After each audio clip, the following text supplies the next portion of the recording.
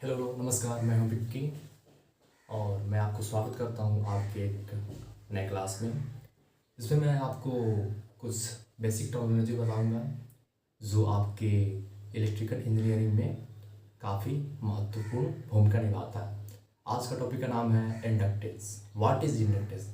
Inductance क्या होता है? ठीक है, तो आज की वीडियो में मैं यही बात करूंगा और इसके बारे में कंप्लीट डिटेल बताऊंगा कि इंडक्टेंस क्या होता है, इंडक्टेंस का एसआई यूनिट क्या होता है, इंडक्टेंस का जो एनर्जी स्टोर का जो इक्वेशन क्या होता है वो बताऊंगा। उसके बाद में उसके क्रॉस जो वोल्टेज ड्रॉप होता है उसका इक्वेशन क्या होता है, सबको मैं बताऊंगा इस वीडियो में। सो इस वीडियो में बने रहें अंत तक, आपको बहुत सारे इन्फॉर्मेशन के बारे में जानकारी मिलेगा। सो इस वीडियो की हम बिना किसी देर के शुरुआत करते हैं। ठीक है, देखिए इंडक्टेंस, व्हाट इज इंडक्टेंस। ठीक है, वही लिखा हुआ है इंडक्टेंस के बारे में, मैं आपको बताता हूँ। इंडक्टेंस, देखिए इंडक्टेंस एक ऐसा प्रकार का एलिमेंट है जो अपोज करता है rate of change of current in conductor, यानी rate of change of current को इंडक्टर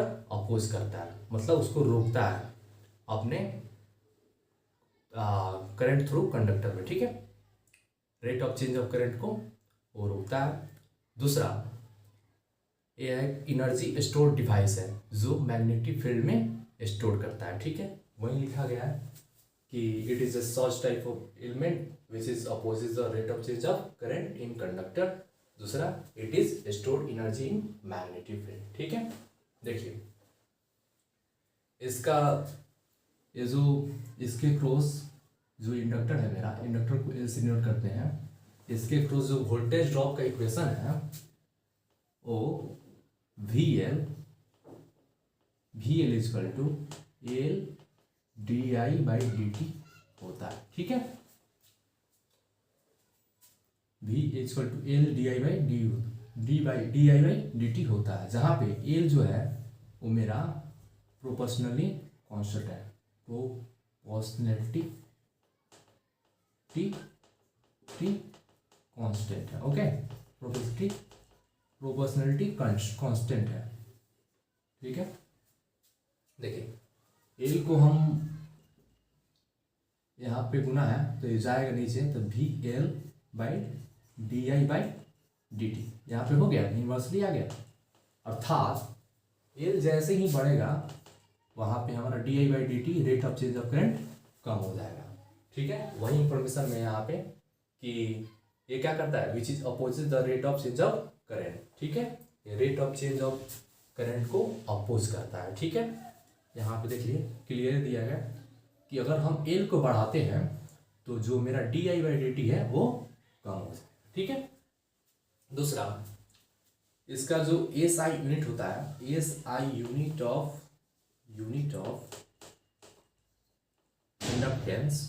इंडक्टेंस इज हेनरी। ठीक है, इसको हम एच से डिनोट करते हैं। ठीक है, एच, हेनरी को एच से डिनोट करते हैं। ठीक है, इसको इरेज कर लेते हैं थोड़ा सा स्पेस के लिए। यहाँ पे आपको पता चलेगा कि हाँ ठीक है, इसका एक क्वेश्चन क्या होता है और जो मेन इसका जो डिफिनेशन है वो कहाँ से निकलता है, तो इसी इक्वेशन से आपका जो डिफिनेशन है इंडक्टेंस का वो निकलता है। अर्थात L is equal to V L बटा D I by D T. यहाँ पर जो वी एल है वो हमेशा directly proportional to the D I by D T होता है, जिसको हम इक्वल टू में लिखते हैं। तो यहाँ पे एल जो आता है वो हमारा प्रोपोर्शनलिटी कांस्टेंट होता है। ठीक है, तो इसको हम इरेज करते हैं।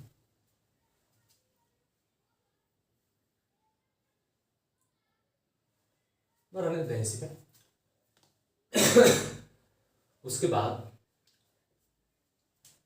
इंडक्टेंस, जो एनर्जी स्टोर करता है इंडक्टेंस, वो उसका जो वैल्यू होता है वो हमेशा W is equal to 1/2 L I square होता है। ठीक है,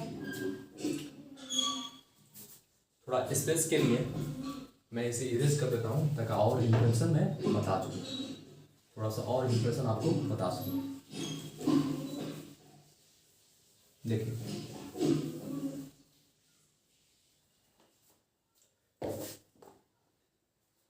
अगर आपको इंडक्टर का सीरीज कॉम्बिनेशन करना हो या पैरेलल कॉम्बिनेशन करना हो तो उसे हम कैसे करेंगे वो मैं आपको इस वीडियो में बताता हूँ। अभी बताता हूँ आपको कि उस स्थिति में हम सीरीज का कॉम्बिनेशन किस प्रकार से करेंगे और पैरेलल में हो तो कॉम्बिनेशन किस तरह करेंगे। ठीक है, देखिए सीरीज कॉम्बिनेशन के लिए for series combination, okay, combination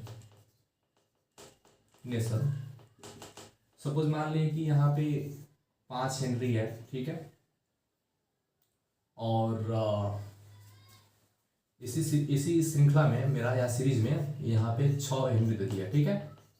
तो बोलेगा कि इसका H इक्विवेलेंट निकालें। जैसे जिस प्रकार के रेसिस्टेंस में R इक्विवेलेंट होता है उसी प्रकार से इसमें इंडक्टेंस में H इक्विवेलेंट होता है, ठीक है। तो इसका H इक्विवेलेंट कैसे होगा, तो सिंपली आप क्या कीजिएगा, H इक्विवेलेंट में जितना भी रहेगा सीरीज में उस सबको ऐड कर दीजिएगा, अर्थात 5 henry plus 6 henry equal to 11 henry, ठीक है। इसी प्रकार से हम एडअप करते जाएंगे, ठीक है।